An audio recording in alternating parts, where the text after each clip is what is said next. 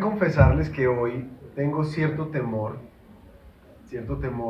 de predicar lo que voy a predicar. Y bueno, le he dicho al Señor que me ayude a ser como transparente con lo que son mis creencias desde el estudio de las Escrituras, ¿cierto? Como donde voy, lo que les quiero compartir es realmente algo que siento que es muy necesario, muy urgente en la iglesia de hoy, para nosotros. De pronto algunos van a desfigurar un poco más la imagen. Si tengo alguna buena imagen delante de ustedes, pues bueno, de pronto hoy se va a desfigurar un poquitico, pero espero que sea la palabra la que moldee nuestro pensamiento, nuestra forma de ver el mundo, y no nuestras tradiciones y nuestras comprensiones. Hace unas semanas tuvimos la oportunidad de tener un asado en nuestra casa, un asado, y específicamente conseguimos un asador con un propósito, y era poder conectarnos con los vecinos, porque han escuchado mucho este tema de la vida misional. Entonces el Señor ha estado impulsándonos mucho como familia a vivir misionalmente con las personas que nos rodean, y en este caso para nosotros son nuestros vecinos aquí en Aviva, personas con las que salimos al parque con los niños, personas que nos hemos encontrado de pronto en algún evento o escenario, amigos de otros amigos. Y entonces nos hemos percatado que la comida es un punto de unión. Entonces hicimos un asado en la casa, un asado ágape, lo llamo yo, que es que todo el mundo traiga lo que quiera echarle a la parrilla. Entonces todo el mundo va trayendo a pedacitos, hasta salchicha rancheras fritamos ahí, asamos. Y mi casa se llenó de puros vecinos, compartiendo, jugamos, y algunos, como claro, cada uno va trayendo, entonces algunos trajeron six packs de cervezas también, y en algún momento estaba sonando la música, y le pedí particularmente a algunos de la iglesia que me acompañaran ese día. Le dije, vengan, acompáñenme, que tengo varios vecinos que quiero que conozcan al Señor. Y entonces, bueno, estábamos en el tema del asado, jugamos, compartimos, y al finalizar la noche, uno de los hermanos de la iglesia se despide de mí y dice: pastor, nos vemos el domingo. Y ahí mismo uno de ellos, espérate un momentico, ¿vos sos pastor? Y dije: ah, sí, mucho gusto. Mucho gusto. Bueno, pero estaba consternada, como que no entiendo, no entiendo. O sea, y que no entendés. O sea, pues nada, es decir, nada de esto. Es decir, ni la comida, ni las cervezas, ni los juegos, y mucho menos porque, bueno, no sé si ustedes saben, pero a mi hijo Tiago le fascina el rock, y estaba sonando una canción de Metallica. Y esa canción, es decir, y como que no me cuadra nada. Claro, eso abrió la tarde, la noche se fue muy larga, porque inmediatamente es como que, es que he aprendido esto, y inmediatamente toda su vida abierta delante de nosotros. Miras que he venido en este viaje, el Señor ha hablado de estas formas, fue muy bonito, muy bonito. Después tuvimos otro encuentro, y también como que pues yo quiero conocer a ese Señor.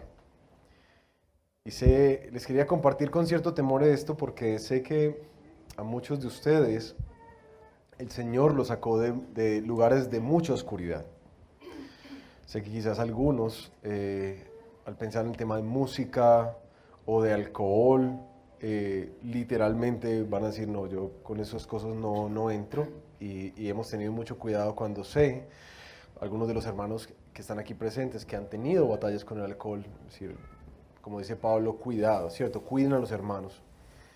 Pero en este caso, básicamente nosotros estábamos viviendo lo que es la normalidad de nuestros vecinos. Es decir, estábamos viendo lo que es su normalidad. Y gracias al Señor eso ha permitido, esos espacios, hemos hecho varios asados, ha permitido que cada vez más haya más confianza, más cercanía y por supuesto más apertura. Sí, sí, claro. Entonces ha sido un regalo para nosotros ver eso. ¿Y por qué les quiero compartir esto? Porque hay una filosofía detrás de eso que ha marcado como mucho nuestra vida como familia y que hemos querido a través de estos años que marque cada una de la vida de ustedes. Y un pastor nos lo ha resumido así: la iglesia tiene que ser caracterizada como su maestro, aquel a quien sigue, como nos lo explicará este texto del día de hoy. La iglesia debe ser conocida como amiga de pecadores. Y algo que vamos a ver en este texto es que a lo largo del Evangelio de Mateo, ustedes van a ver este patrón. Los pecadores se acercan a Jesús.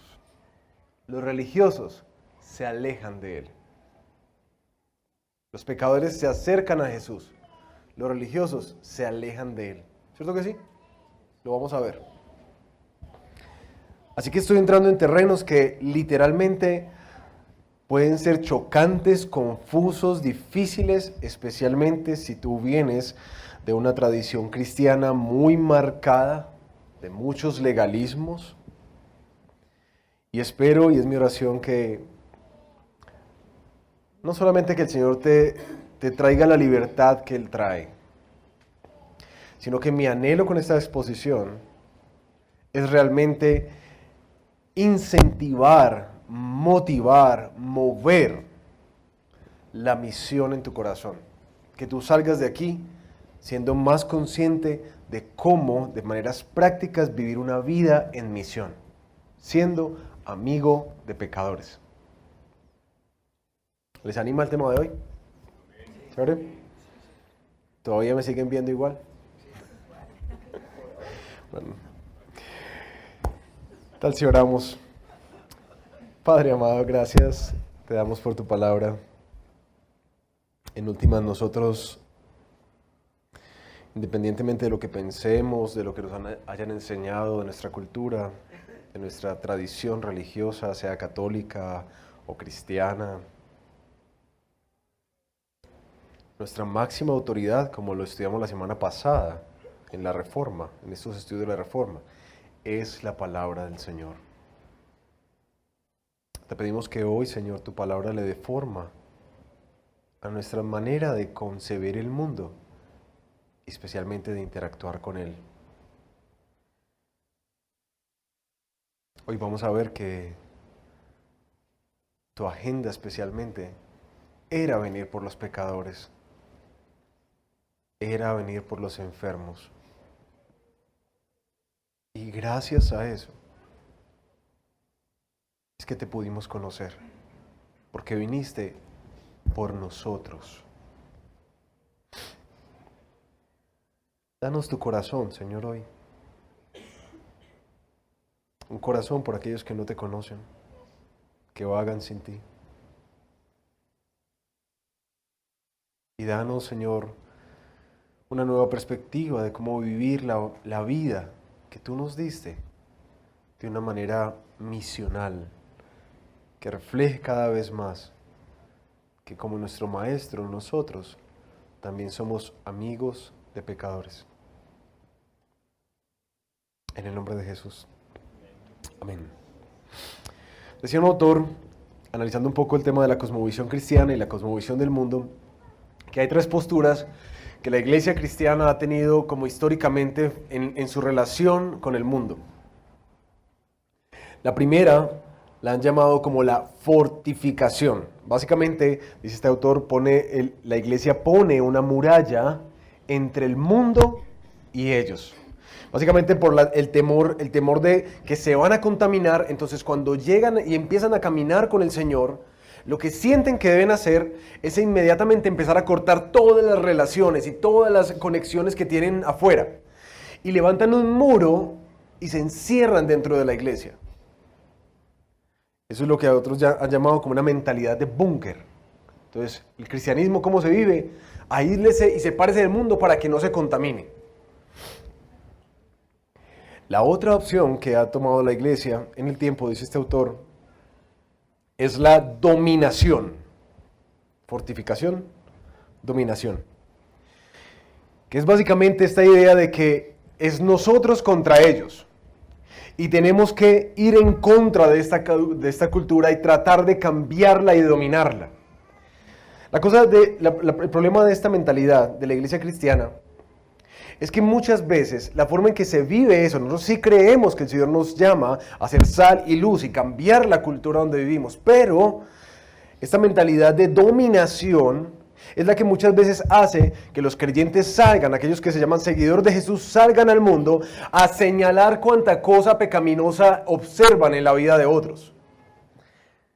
Si lo pudiéramos poner de una manera práctica, sería como una luz, pero una luz que se le pone a la gente en los ojos, que estorba, que no deja ver, cuando la luz realmente muestra un camino. Esta mentalidad de dominación es la que a veces hace sentir tanto hastío a aquellas personas que no conocen al Señor respecto a cualquier cosa que se llame iglesia y que se llamen cristianos. Porque sienten que lo único que vienen es a juzgar, pero realmente no hay como mucha propuesta. La tercera y última mentalidad que la iglesia ha tomado es la de no construyamos muros porque estamos en el mundo. No vamos contra ellos porque eso es cierto, eso es muy legalista, ser muy religioso. Entonces aparece esta tercera mentalidad que personalmente yo creo, como pastor, que es la que de pronto nosotros más experimentamos aquí en el Redil de Belén, que es la de acomodación, fortificación, dominación, acomodación. Que es una cultura de la iglesia que literalmente, entendiendo la gracia y el perdón del Señor, y entendiendo que no somos llamados a juzgar, entonces básicamente nosotros empezamos a acomodarnos a la cultura. Nos enganchamos con ella, pero el riesgo que se corre en el camino es que la iglesia empieza a perder su identidad. Literalmente, claro, tienen muchos amigos pecadores, pero no hace ninguna diferencia que un cristiano esté ahí. Ninguna diferencia. Así que, en últimas, la misión que el Señor nos entregó de ser sal y de ser luz se pierde. Porque si la sal se vuelve insípida, ¿cómo recobrará su sabor? Ya no sirve para nada, sino para que la gente la deseche y la pisotee. Literalmente, esas tres tendencias creo que son muy acertadas para describir la forma en que la iglesia interactúa con el mundo. Y hoy, mi anhelo es, a través de nuestra serie de Mateo, nos lleva específicamente a un momento en donde Jesús se va no solamente a llamar a un pecador, sino que también se va a sentar a la mesa con un montón de pecadores. Lo que prende las alarmas de los líderes religiosos de la época sobre este hombre que está haciendo. Eso no se hace. Mi anhelo es que podamos hoy tener una visión más clara de cómo es que el Señor nos llama a interactuar con el mundo a nuestro alrededor, con los trabajadores, compañeros de trabajo, con nuestros vecinos, con nuestras familias. ¿Cómo es que el Señor nos pide interactuar si no es fortificándonos o dominándolos o básicamente acomodándonos? ¿Cómo es que podemos cumplir la misión de Dios? Hoy vamos a estudiar Mateo, capítulo 9, el llamamiento específicamente de Mateo, ¿cierto? Esto es como autobiográfico. Vayan conmigo a Mateo 9, versículo 9. ¿Listo? ¿Lo tienen por ahí? Mateo 9, 9. Al irse de allí, Jesús vio a un hombre llamado Mateo, sentado a la mesa de los recaudadores de impuestos. Sígueme, le dijo. Mateo se levantó y lo siguió. Mientras Jesús estaba comiendo en casa de Mateo, muchos recaudadores de impuestos y pecadores llegaron y comieron con él y sus discípulos. Cuando los fariseos vieron esto, les preguntaron a sus discípulos: ¿por qué come su maestro con recaudadores de impuestos y con pecadores? Al oír esto, Jesús les contestó: no son los sanos los que necesitan médico, sino los enfermos. Pero vayan y aprendan lo que significa, lo que pido de ustedes es misericordia y no sacrificio. Porque he venido a llamar a los justos, no he venido a llamar a justos, sino a pecadores. Así arrancamos por este texto. El texto es un encuentro, uno de los encuentros con Jesús, como hemos llamado esta subserie. Hoy vamos a ver dos encuentros, de los fariseos con Jesús en una mesa llena de pecadores y de los discípulos de Juan con Jesús al ver que sus discípulos no ayunan como ellos. El texto y la exposición de hoy está dominada por dos grandes preguntas. ¿Por qué Jesús parece romper los esquemas religiosos que tenemos hasta aquí? ¿Por qué come con pecadores? ¿Y por qué los discípulos no ayunan como nosotros? ¿Por qué no siguen las mismas tradiciones? Vamos a arrancar con la primera pregunta. Primero, contextualizándonos un poquito, porque hay bastantes detalles culturales acá que necesitamos entender, es quién es Mateo. ¿Cierto? Se cree por la tradición que Mateo es quien escribe este texto, así que es una nota autobiográfica, y a diferencia de Marcos y Lucas, que registran también el llamamiento de Mateo, aquí en la narración no está centrada tanto en qué hacía Mateo y dónde estaba. Sin embargo, si tú vas a Marcos y Lucas, te vas a dar cuenta que Mateo también se llamaba Leví, que era hijo de Alfeo. Algunos más adelante dicen que uno de los discípulos de Jesús también era hijo de Alfeo, así que parece que Mateo tenía un hermano, que era Jacobo, como que habían dos hermanos ahí. En la narración que Marcos y Lucas nos hacen de este llamamiento, nos dice que Mateo era un recaudador de impuestos. ¿Qué es eso? Era una persona de los judíos que había sido contratada por Roma. Básicamente ellos como que hacían una postulación y alguien se ganaba la plaza de Capernaum, donde estaban ubicados en este momento. Se ganaba como esa plaza y hacían posturas para poder aplicar. Parece que Mateo era quien se había ganado esa plaza, así que se entiende que este hombre era un hombre como con poder. ¿Y cuál era su función? Era coger los impuestos para poder, vamos a mirar qué está sonando por ahí raro, para poder revisar, para poder entregar a Roma la contribución de Israel. Dicen que estaba en un puesto, otro de los evangelios lo pone como al lado del lago, así que el oficio especial de Mateo era poder recopilar plata de su propio pueblo para entregárselo al imperio que los había dominado. El lugar donde estaba hace pensar también que fue de pronto conflictivo que Mateo entrara a ser uno de los discípulos de Jesús, dado que varios de los que ha llamado son pescadores. Y se cree que también ellos tenían que pagar impuestos sobre eso. Así que, en últimas, cuando Mateo es entrado dentro del paquete de los 12 apóstoles, o de los 12 discípulos de Jesús, él está entrando a aquellos que justamente les pedía plata para Roma. El rol de un recaudador de impuestos era bastante complejo, visto desde los ojos de los judíos. Tanto así que cuando uno de los judíos ingresaba como a este servicio de aduanas, podríamos decirlo, se consideraba como un marginado de la sociedad, es decir, se sacaba de la sinagoga, ya no podría ser ni un testigo ni un juez para la comunidad. Y esa desgracia caía sobre toda la familia, porque ese hombre era tenido como un traidor, porque estaba trabajando para el imperio. Pero no solamente era un traidor, sino que también era considerado un ladrón. Porque Roma estipulaba cuántos eran los impuestos que tenía que dar, pero ellos tenían la posibilidad de inflar un poquitico los impuestos. Así que iba como el CBY ahí. Los comentaristas dicen que normalmente estas personas eran bastante acaudaladas, bastante odiadas, pero nadie se atrevía a hacerle nada porque como estaban en el puesto de cobro de impuestos, estaban rodeados de soldados romanos. Así que gozaban como de cierta protección. Sin embargo, llega Jesús y no sabemos cómo fue el diálogo. Algunos dicen que quizás tenían una conversación previa, que Mateo había podido ver algunas de las cosas que Jesús venía haciendo, como lo ilustra esta serie The Chosen. Si no la han visto, busquen la aplicación The Chosen. Podrían ver algo de este llamamiento muy bonito, bien ilustrado. Llega y se acerca y lo llama e inmediatamente lo sigue. No nos dice mucho más de eso, pero lo que hace Mateo a continuación es que resulta que ofrece una cena. Una cena. Si ven en el versículo 10, mientras Jesús estaba comiendo en casa de Mateo, muchos de los recaudadores de impuestos y pecadores llegaron y comieron con él.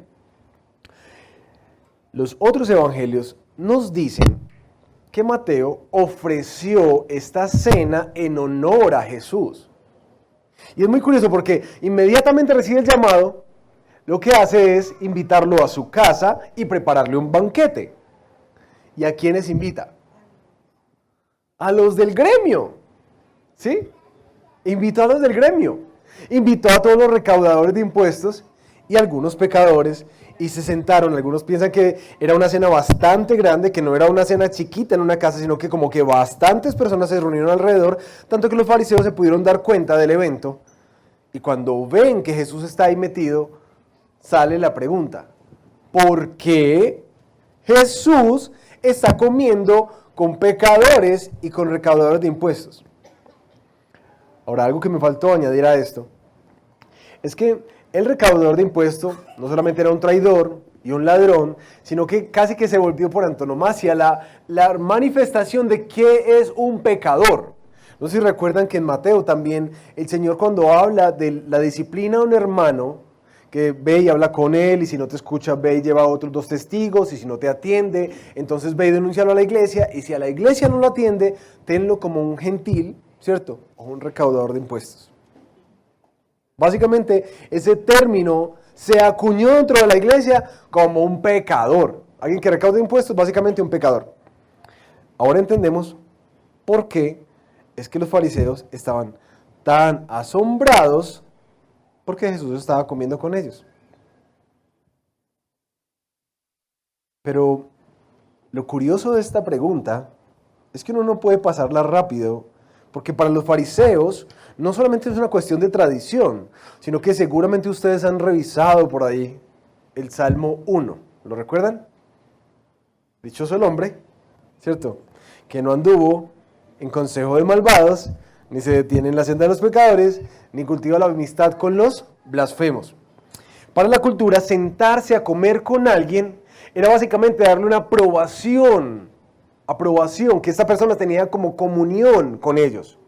Así que para los fariseos, el que Jesús se siente como maestro judío a comer con puros pecadores, es como que está aprobando esa conducta. Eso no es de Dios, ¿cierto? Eso no es de Dios. Porque Jesús parece ir como en contra de lo que el Señor tan claramente ha dicho. Que no se sienten con pecadores, ni cultiven la amistad. El punto aquí es que Jesús sí muestra que hay un propósito. Vayan conmigo al versículo 12. Al oír esto, Jesús les contestó: no son los sanos los que necesitan médico, sino los enfermos. Pero vayan y aprendan lo que significa: lo que pido de ustedes es misericordia y no sacrificios, porque no he venido a llamar a justos, sino a pecadores. Ok.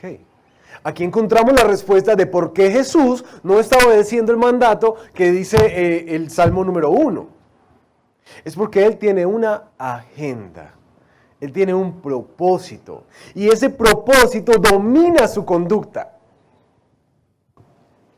Resulta que Jesús está llegando a sentarse con ellos, no para acomodarse, sino que vino para sanarlos y para salvarlos. Y eso creo que nos ayuda mucho a nosotros a entender cuál es la expectativa a la hora de acercarnos a aquellas personas, familiares, amigos, que no conocen al Señor. Porque lo que Jesús nos muestra aquí es que uno se acerca, pero se acerca con una agenda. No es para que sientan como que, ay, no, este es un cristiano chévere que hace asaditos y toma cervecita y escucha Metallica. ¿Sí? Eso no es el propósito del Señor. Eso no es el propósito del Señor. Porque en últimas estaríamos entrando en la última de las clasificaciones de la acomodación en la cual el creyente ya pierde su identidad y no sazona ni ilumina nada. Ustedes saben qué estaba pasando mientras sonaba Enter Sandman y asábamos cositas y tomábamos algunas de las cervezas que había ahí.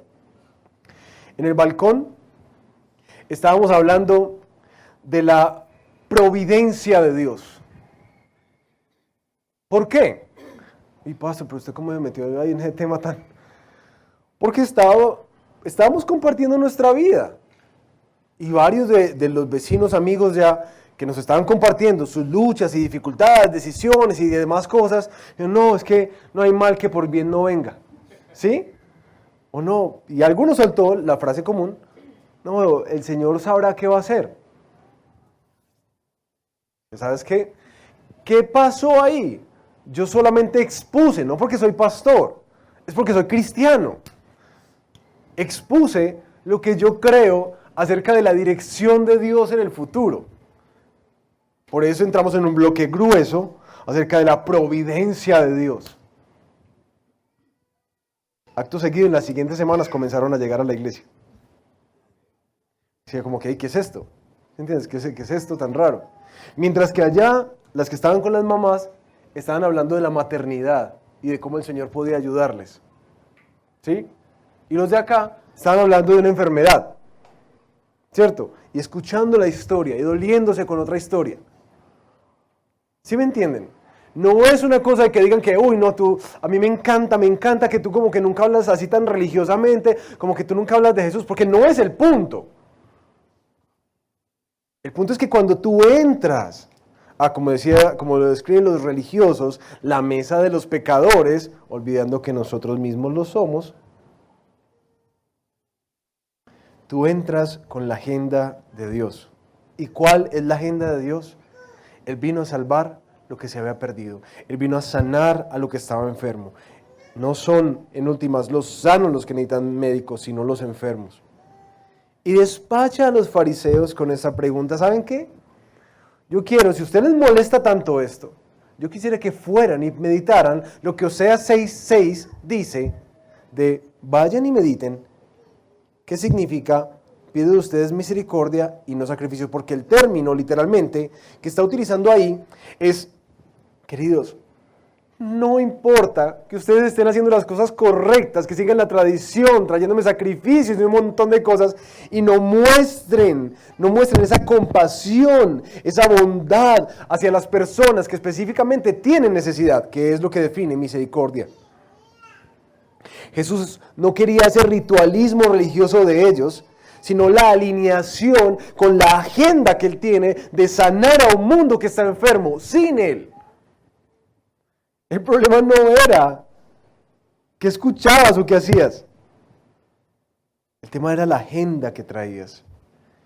Y yo quisiera como dar algunos ejemplos de cómo estas comprensiones han venido dándole forma a la manera en que nosotros somos y hacemos iglesia. Porque yo creo que muchos de ustedes no la entienden del todo. Institucionalmente, como iglesia, el Redil de Belén, ustedes saben que nosotros tenemos, algunos no saben, que tenemos un programa que se llama Conectados. ¿Sí? ¿Quién sabe qué es Conectados? Mira eso. Casi que el 20% de la iglesia, el resto no tienen ni idea. Conectados fue un programa que comenzó al principio de que vinimos acá, que busca trabajar por la restauración familiar, conectar familias, pero específicamente no creyentes, personas que no son de la iglesia, pero que necesitan experimentar la sanidad, la esperanza y la vida que Cristo trae a sus vidas. En Conectados, nosotros empezamos a hacer carpas, eventos, programas, carreras de observación, y en este momento estamos haciendo un taller para matrimonios. Algunos han visto por ahí las fotos que he posteado en la oficina, con un grupito de parejas que son vecinos y amigos que llegaron por alguna razón y vieron el costo y hey, yo quiero trabajar en nuestro matrimonio. ¿Y saben qué estamos haciendo? Amándolos, sirviéndolos, ayudándolos con la esperanza que nosotros tenemos. Así lo hacemos nosotros como institucionalmente como iglesia. Pero ustedes han escuchado mucho del tema de las comunidades misionales.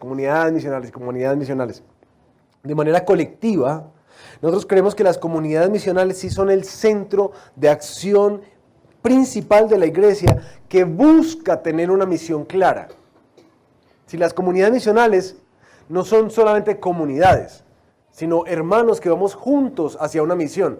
Por eso, cada vez más, quienes han estado en los núcleos y en las comunidades, empezando a ver el material que hemos venido trabajando, se han dado cuenta de eso.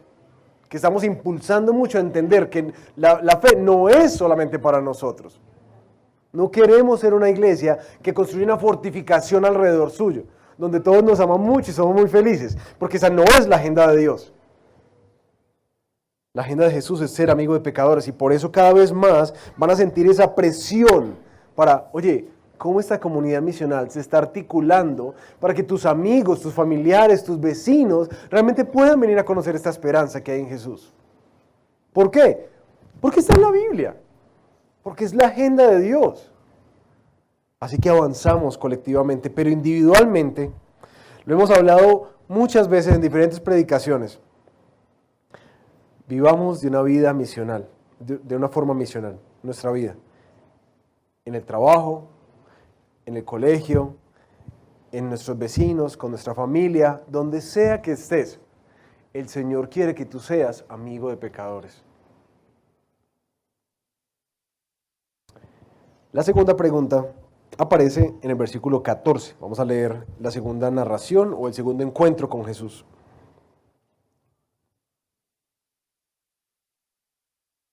Un día se le acercaron los discípulos de Juan, ¿recuerdan? Juan el Bautista. Y le preguntaron, ¿cómo es que nosotros y los fariseos ayunamos, pero no así tus discípulos? Resulta que en el Antiguo Testamento Dios había instituido para el día de la expiación un día de ayuno, en el cual ellos manifestaban su arrepentimiento delante del Señor y su compromiso con el Señor. Sin embargo, en la tradición religiosa, los fariseos empezaron a incentivar la práctica constante del ayuno, como una forma de mostrar el arrepentimiento. Y no sé si recuerdan en el Sermón del Monte, que hicimos toda una predicación acerca del ayuno, que se utilizaba para mostrar arrepentimiento, contrición de corazón, también duelo, luto, pero en últimas que el ayuno cristiano era una ansia y un deseo por el Señor. Resulta que en este punto, ya para los discípulos de Juan, como para los fariseos, un creyente tiene que ayunar. Lo que era algo que la ley exigía una vez para el día de la expiación, se convirtió en algo que se tiene que hacer. Por eso se vuelve una tradición piadosa, bonita, que les pareció bueno hacerla, pero que cuando se convirtió en una imposición, en últimas, perdió su fin. ¿Cómo es que nosotros ayunamos y los fariseos, pero ustedes no? Jesús les contestó, ¿acaso pueden estar de luto los invitados del novio mientras él está con ellos? Llegará el día en que se les quitará el novio, entonces sí ayunarán. Nadie remienda un vestido viejo con un retazo de tela nueva, porque el remiendo fruncirá el vestido y la rotura se hará peor. Ni tampoco se echa vino nuevo en odres viejos. De hacerlo así se reventarán los odres, se derramará el vino y los odres se arruinarán. Más bien el vino nuevo se echa en odres nuevos y así ambos se conservan.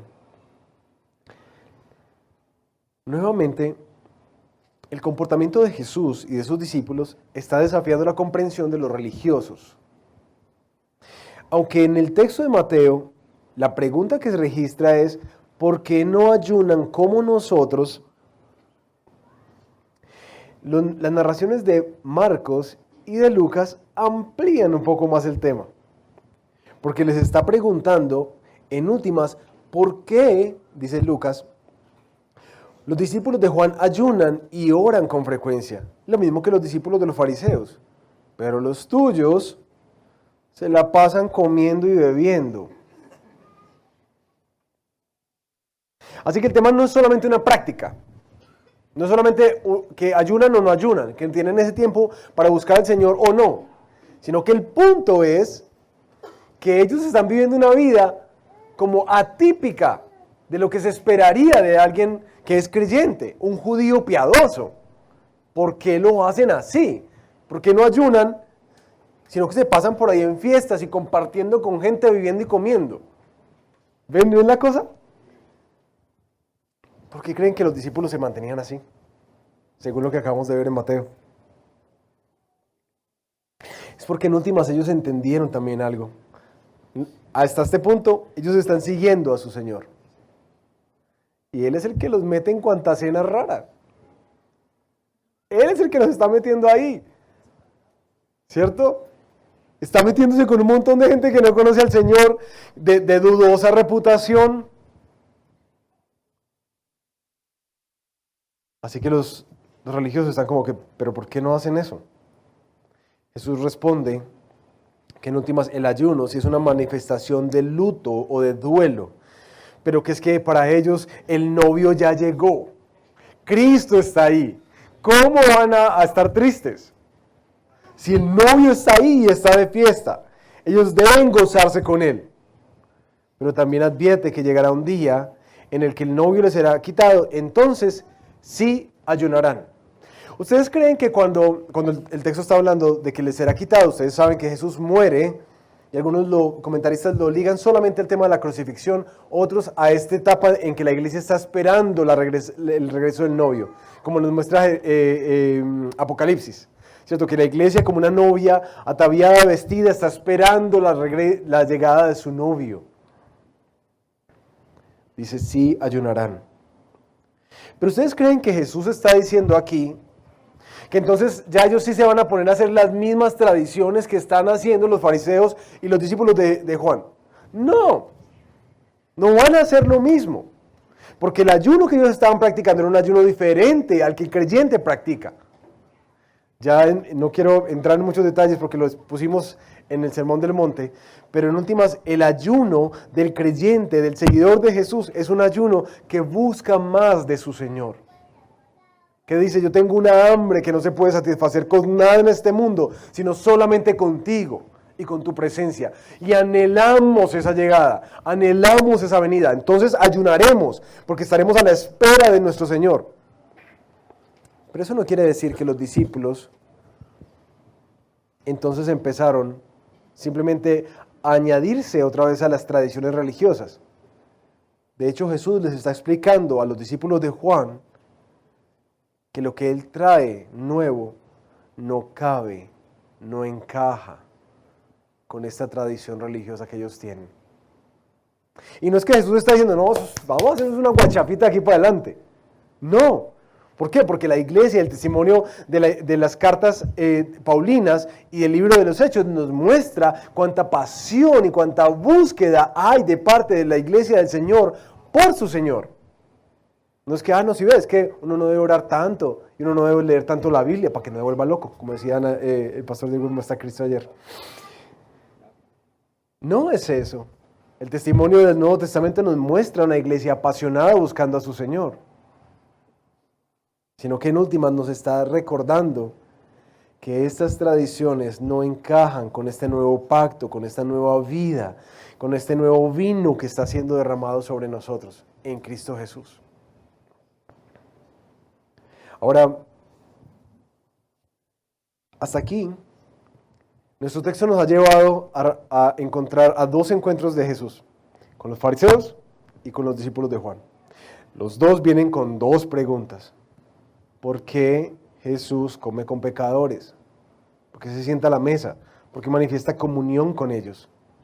¿Y por qué los discípulos no están en la iglesia o en la sinagoga ayunando y orando.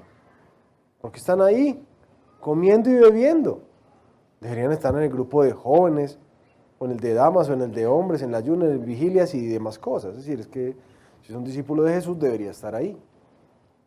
Y aquí hay algo que yo quisiera como ayudarte también a entender si tú de pronto estás llegando a nuestra iglesia. Ustedes se dan cuenta que nosotros no tenemos muchos programas como iglesia, ¿cierto? No tenemos diferentes ministerios, diferentes tiempos de oración, como esa agenda llena que quizás muchos de ustedes han vivido de la iglesia, en donde uno toda la semana está en la iglesia. Y eso tiene una razón de ser. No es que estemos pensando que estés más cómodo, que te relajes más, que puedas ver más series de Netflix. Sí, no, ese no es el propósito. La razón por la que nosotros como iglesia decidimos no tener una agenda saturada de eventos es porque nosotros creemos que nuestra misión está fuera de las paredes de la iglesia. Así que la razón de no estar haciendo muchos programas y muchos eventos, donde todos estemos aquí muy felices, hagamos muchos ágapes, hagamos muchos tiempos de oración, hagamos muchas cosas juntos, es que nosotros queremos que cada uno de los seguidores de Jesús pueda tener tiempo, no solamente para ministrar su familia, para discipular sus hijos, sus esposas, sus hogares, sino también para poder vivir la misión. Porque lo que notamos como una problemática, especialmente fue un análisis que hicimos con Felipe Webb, el fundador de los Rediles. Una de las problemáticas que nosotros notamos de nosotros como iglesia es que nuestra idea de que una persona llegue a conocer a Jesús es presentarle el evangelio y que venga y se una a todos los programas de la iglesia. ¿Y saben qué es lo que pasa? Inmediatamente, esa persona que estaba conectada afuera, con todos sus amigos, vecinos y familia, empieza a entrar a la fortificación. Y en cuestión de unos meses, ya no tienes a nadie que sea creyente. Ya juegas fútbol con los de la iglesia, ya sales a comer con los de la iglesia, sales de paseo con los de la iglesia. Todo el tiempo está con la iglesia. Y yo sé que eso es muy lindo. Si usted dice, ay, tan bonito, la hermandad y toda la cosa. Pero mis hermanos, esa no es nuestra misión. Eso es un privilegio que tenemos. Vivir la vida de la iglesia es un privilegio. Pero se añade algo más, y es que vivimos en una misión. Y nuestra misión está fuera de las paredes de la iglesia. Nuestra misión está con aquellos que no conocen al Señor. Está con aquellos que están experimentando la enfermedad, la calamidad y el dolor que trae vivir una vida sin Jesús. Ahí está nuestra misión. Por eso es un error y una gran pérdida para la iglesia. Cuando tú, de hecho, tratas de llegar a presentar esta esperanza preciosa que es conocer el perdón y la gracia que hay en Cristo y vivir una vida en sujeción a Él para experimentar vida y dar fruto. Es una pérdida cuando tú tratas de llevar esto a una persona y lo sacas de su contexto. Porque inmediatamente, como Mateo, los del gremio se les sacó la luz. ¿Y para qué es la sal? ¿Y para qué es la luz? Para sazonar y para iluminar. No se necesitan todos estos bombillitos juntos, se necesitan donde hay oscuridad. Yo sé que se ven bonitos, ¿cierto? Pero se necesitan afuera, donde hay oscuridad, donde hay personas que están confundidas y no saben para dónde ir. No tienen esperanza y la están buscando en algún lugar. Pero todos los bombillitos estamos juntos. Se ven muy lindos y bien decorativos. Pero no están cumpliendo su función. Así que mi propuesta desde este texto para cada uno de nosotros hoy es recordarles, mis hermanos, que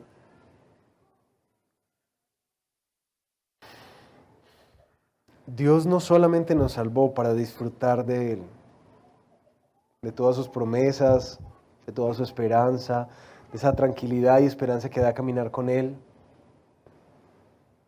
Que Dios no envió a su Hijo solamente para hacer una bonita familia. Que Dios envió a su Hijo para salvar el mundo. Que de tal manera lo amó, que entregó a su propio Hijo para que todo aquel que en Él crea no se pierda, sino que tenga vida eterna.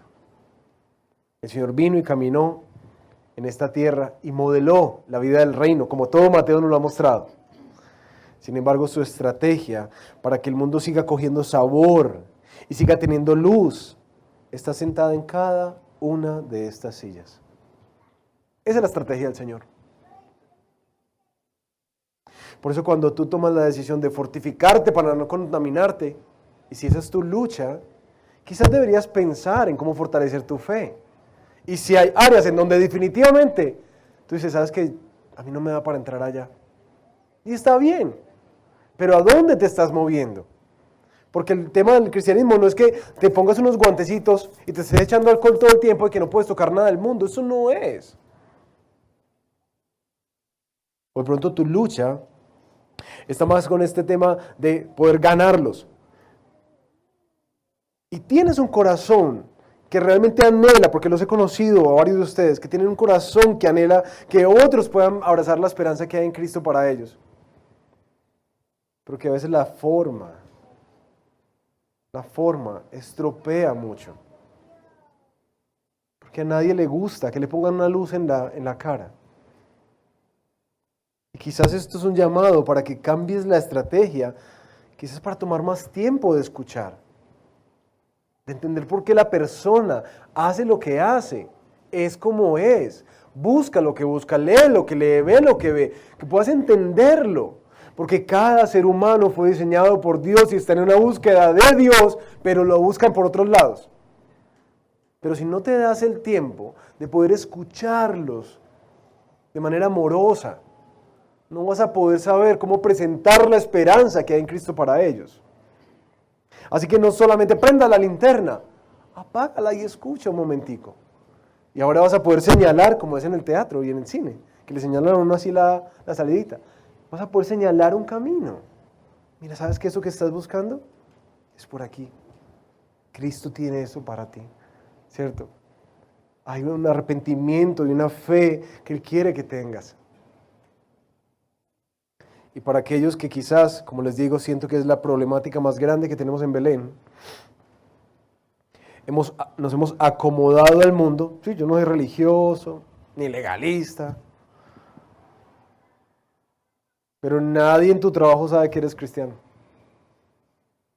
No hace ninguna diferencia en una reunión familiar que tú estés. No hace ninguna diferencia en tu edificio, en tu barrio, en tu cuadra, que tú estés.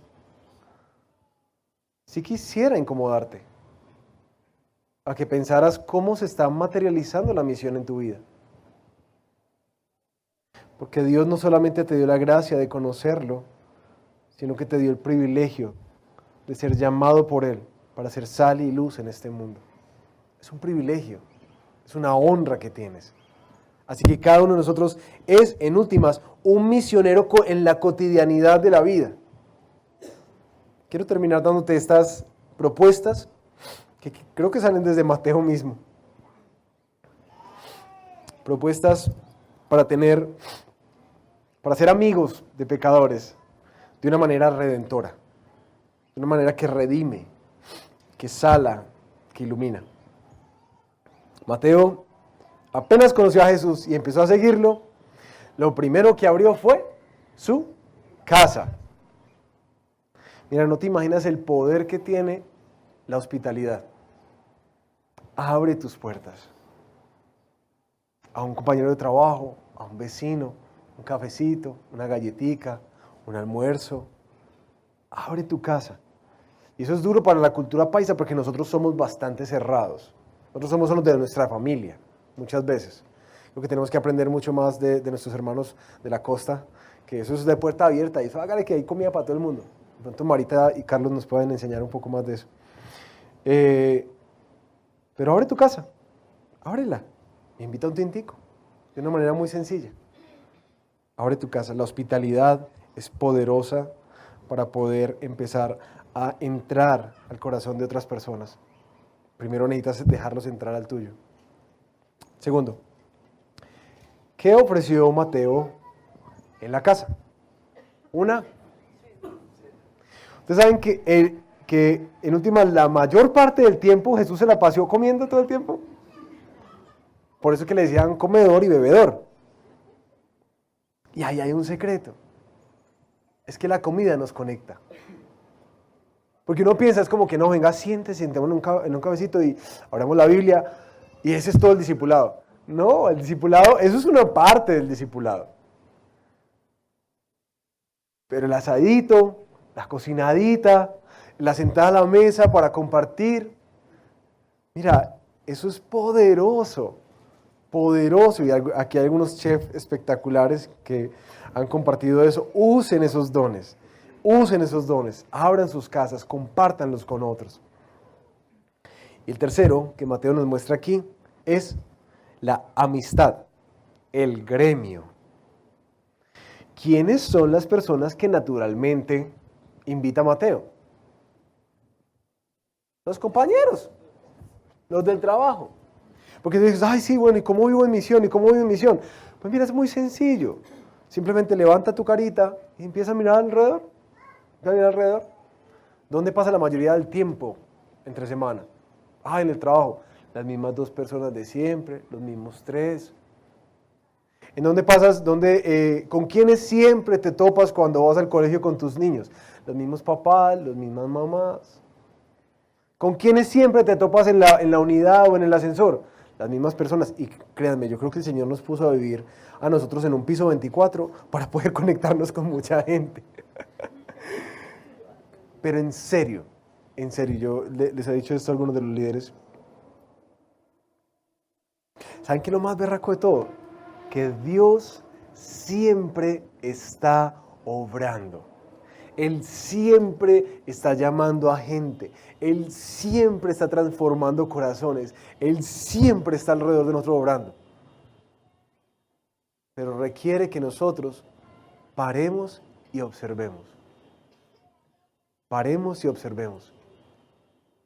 Y quiero que pienses, ¿quiénes son las personas que... yo siempre me encuentro a este vecino?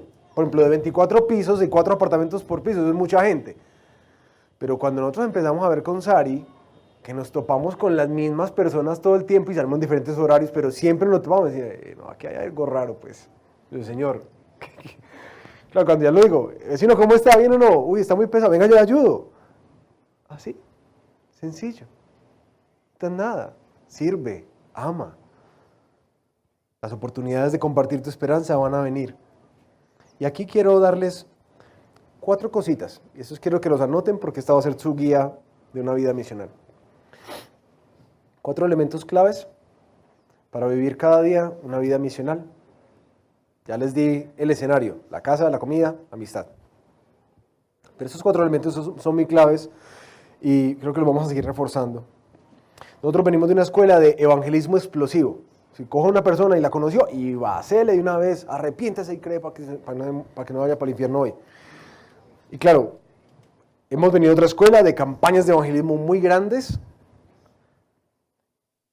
Hemos tenido la intención de quizás creer que traer a las personas a la iglesia es el evangelismo. Pero hoy en día hemos notado que cada vez menos personas están dispuestas a venir a una iglesia. Vienen creyentes, o vienen de otras partes, o están desconectados y se acercaron. Pero uno de los análisis que especialistas han hecho alrededor del mundo con respecto a la iglesia es que la cultura tiene una aversión a la iglesia. Y con justa razón en muchas partes.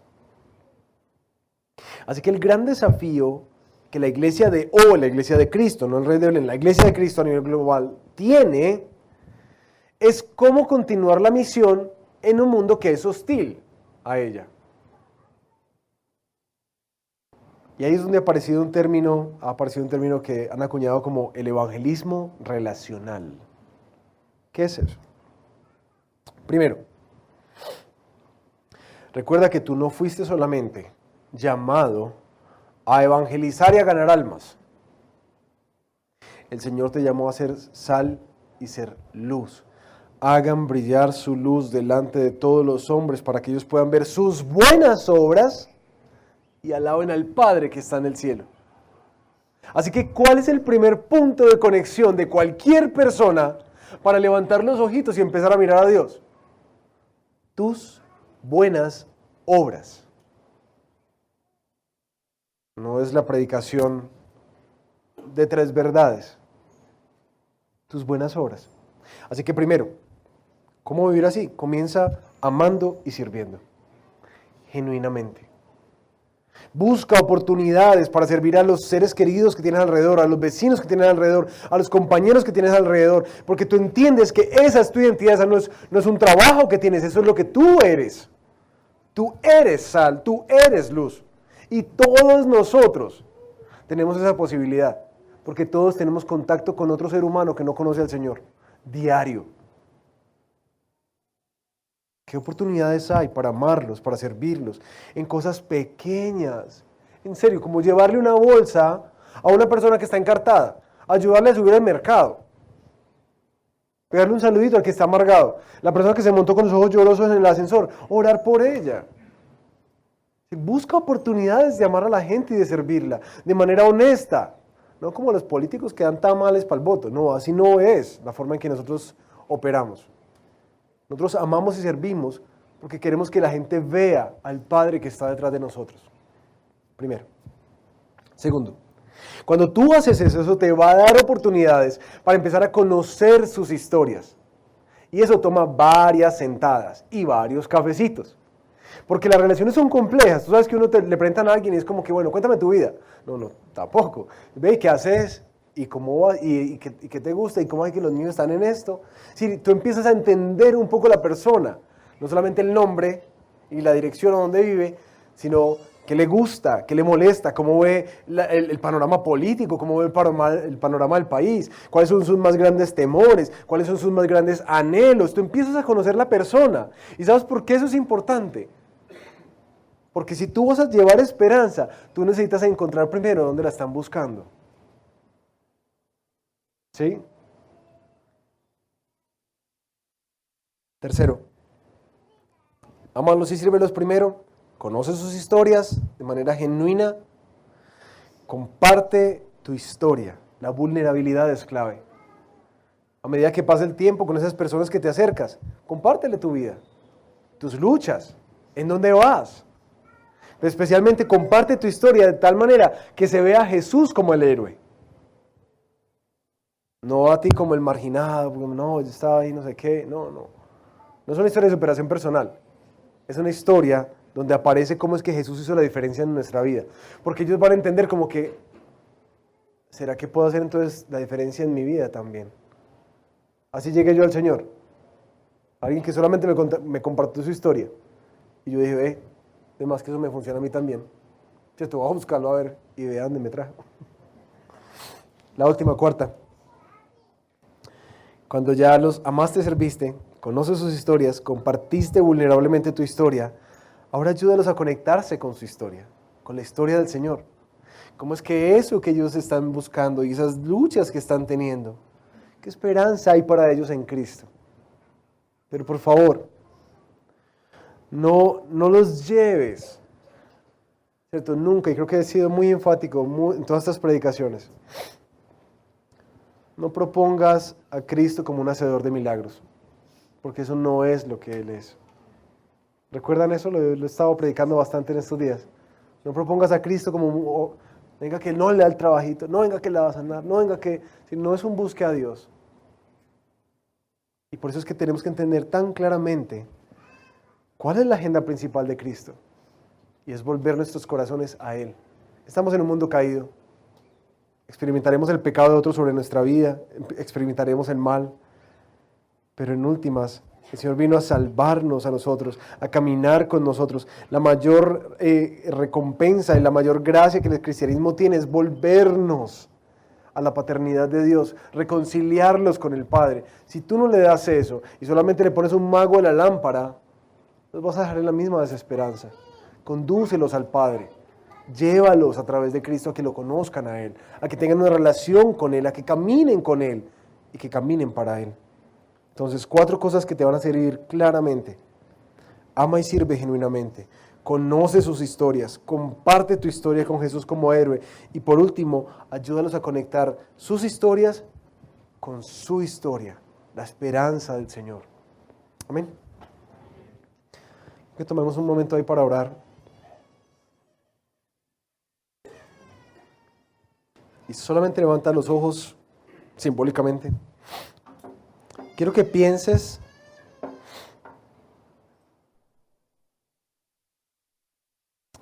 cuáles son los pecadores como tú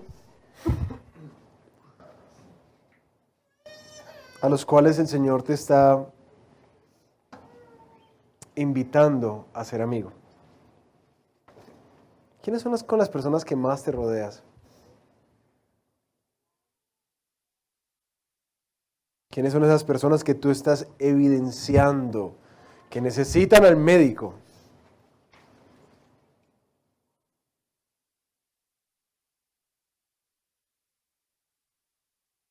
Y quisiera que de forma práctica pensaras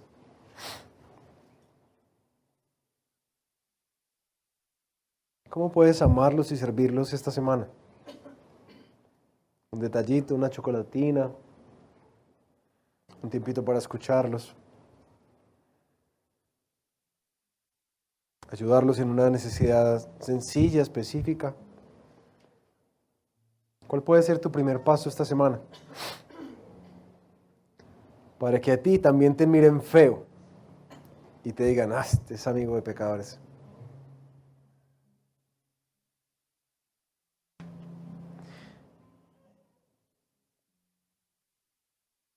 Yo también quiero desafiarte a ti, que quizás has venido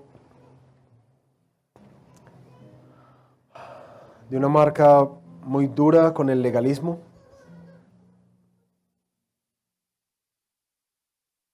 Y hoy espero que la palabra te haya convencido de que el Señor quiere derribar esos prejuicios del corazón. Y quizás tienes temor. Quiero pedirte que lleves ese temor al Señor. Porque sé que da miedo.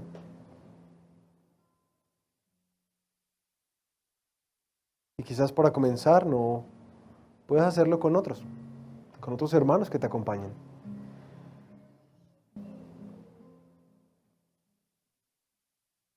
Pero empezar a manifestar con tu vida la agenda que tu maestro te modeló.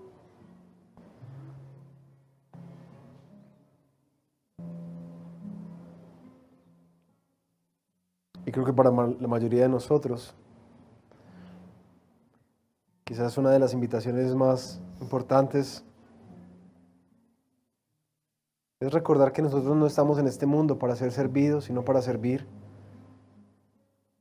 Que cuando Cristo te salvó y te acercó a Él, te acercó con un propósito. Gracias por acompañarnos.